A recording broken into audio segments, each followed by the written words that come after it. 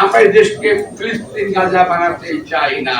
কোন করিডোর কিংবা প্যাসেজ দেওয়ার কোনো সুযোগ নাই জনগণের মতামত ছাড়া।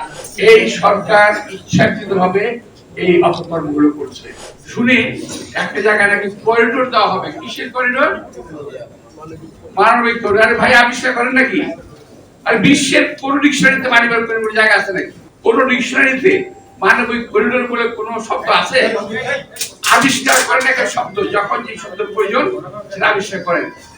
বাংলাদেশের অভ্যন্তরের কোন করিডোর কিংবা প্যাসেজ দেওয়ার কোনো সুযোগ নাই জনগণের মতামত ছাড়া। জনগণের ভোটের মাধ্যমে নির্বাচিত সরকার সিদ্ধান্ত নেবে তারা কি করবে। আমাদের কোনো ভালো অভিজ্ঞতা আছে? বিশ্বের কোন দেশ এই করিডোর দিয়ে শান্তিতে নাই। আজকে গাজা শান্তিতে নাই, লিবিয়া শান্তিতে নাই, মিশর শান্তিতে নাই, আফগানিস্তান শান্তিতে নাই। আমার সেক্রেটারি সাহেব বলেছেন এই দেশকে আমরা গাজা বানাতে চাই না। আসলে তাই, আমরা এই দেশকে ফিলিস্তিন গাজা বানাতে চাই না। আমরা এই দেশে আমরা লক্ষ্য করছি অনেক বিদেশিদের আগমন করেছে, সন্দেহভাজন বিদেশিদের আগমন করেছে। বিভিন্ন সময় তারা বিভিন্ন মিশন নিয়ে আসতেছে।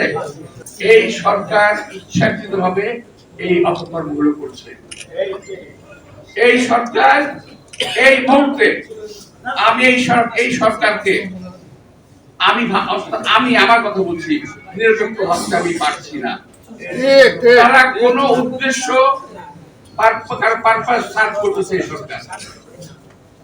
এই সরকার কোন পরিস্থিতিতেই গণমাধ্যম কিংবা দেশপ্রেমিক সরকার নয়। আমি পরিষ্কার ভাষায় এটা বলতে চাই।